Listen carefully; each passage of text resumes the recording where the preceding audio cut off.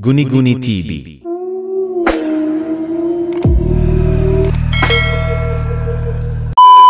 Ang kwentong ibabahagi ko sa inyo ay ang padala ni Ami na taga Kawit, Cavite. Ako po si Ami, 22 taong gulang. Nakatira ako sa aking kapatid na may asawa, si Ate Luisa. May dalawa siyang anak, isang babae at isang lalaki.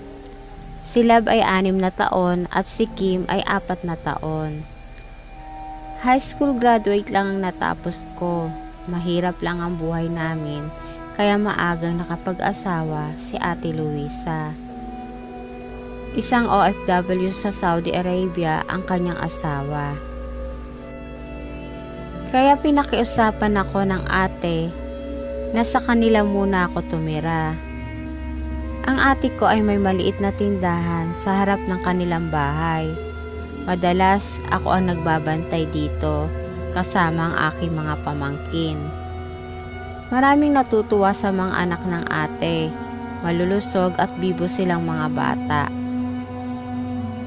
Araw ng linggo noon, maaga kaming nagising. Naisipan ni ate na ipasyal namin ang mga bata sa park. Matagal-tagal na rin daw naman niyang hindi nadadala sa pasyalan ang mga bata. Tuwang-tuwa si Lab at Kim nang malaman nila na mamamasyal kami. Medyo malayo ang sakay ng tricycle sa bahay nila ate, kaya naglakad kami papunta sa sakayan. Hawak-hawak ni ate si Lab at ako naman ay si Kim ang hawak ko. Habang naglalakad kami, may napansin akong isang babae na naglalakad sa likuran namin. Nakayuko ito.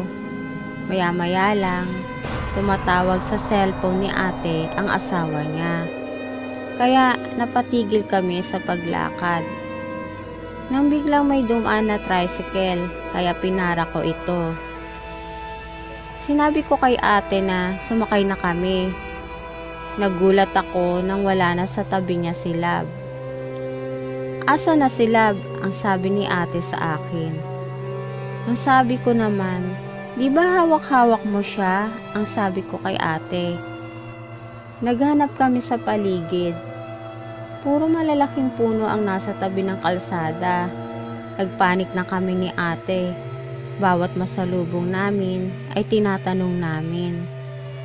Pero wala silang makitang batang babae. Biglang sumagi sa isip ko ang babaeng kasunod naming naglalakad. Iyak nang iyak si ate. Lumapit na kami sa aming barangay at sa mga pulis. Madilim na nang umuwi kami sa bahay. Ayaw kumain ni ate. Magdamag siyang umiiyak. At halos mabaliw na ito sa kaiisip. Kinaumagahan, may nakapagsabi sa amin na may nakakita kay Lab. Magkasama raw itong isang babaeng nakaitim at mahabang damit at napakahaba raw ang buhok nito. Kaya naghanap na naman kami. Lumipas ang ilang araw, may nakapagsabi na nakita daw nila si Lab sa ilalim ng puno. May kasama raw na babaeng nakaitim. Kinilabutan ako sa narinig ko. At may nakapagsabi sa amin na sa albularyo daw kami lumapit. Kaya agad-agad kaming pumunta sa kabilang baryo para humingi ng tulong sa albularyo. Dala namin ang litrato ng pamangkin ko. Sa pamamagitan ng litrato ay dinasalan ito ng albularyo. Kinuha raw ng masamang elemento ang pamangkin ko. Nakatira raw ito sa puno ng akasya. Nakatayo raw ang puno sa gilid ng kalsada. Kailangan daw namin mag-alay ng 3 manok na native at mga prutas sa ilalim ng puno. Kaya ng araw na yon ay kasama namin ang albularyo. Pinuntahan namin ang puno kung saan nakatira ang masamang elemento.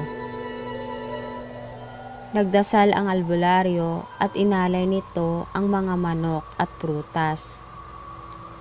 Sinabi ng albularyo na umuwi muna kami.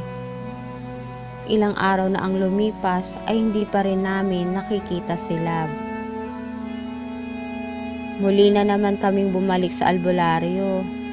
Sinabi nito na kailangan namin pumunta sa ilalim ng puno ng alas 12 ng gabi.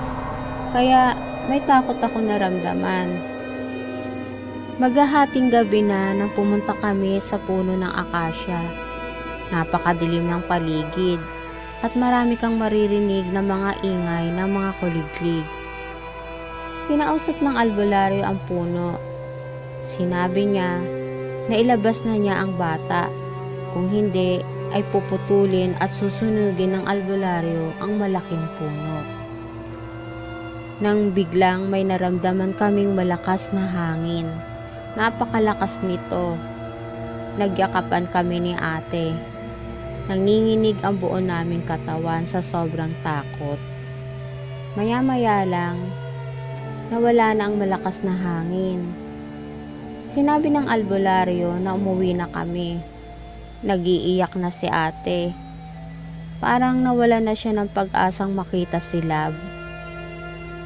Nang biglang may naririnig kaming batang umiiyak. Nanggagaling ito sa likod ng puno.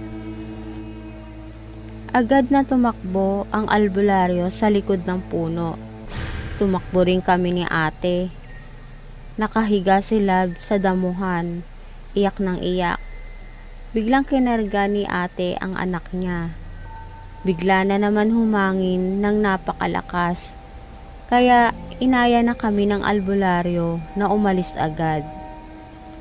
Pagdating namin sa bahay, humingi ng tubig si Love, uhaw na uhaw. At kwento ng pamangkin ko na isinama raw siya ng babaeng nakaitim. Pumunta raw sila sa malayo. Binigyan ng albularyo ng kwintas si ate. Kailangan daw palagi itong suot ni Love para hindi na ulit ito lapitan ng mga masasamang elemento. Simula nang nangyari yon sa pamangkin ko, ay iniwasan na naming dumaan sa mga malalaking puno. At dito na po nagtatapos ang aking kwento. Salamat po.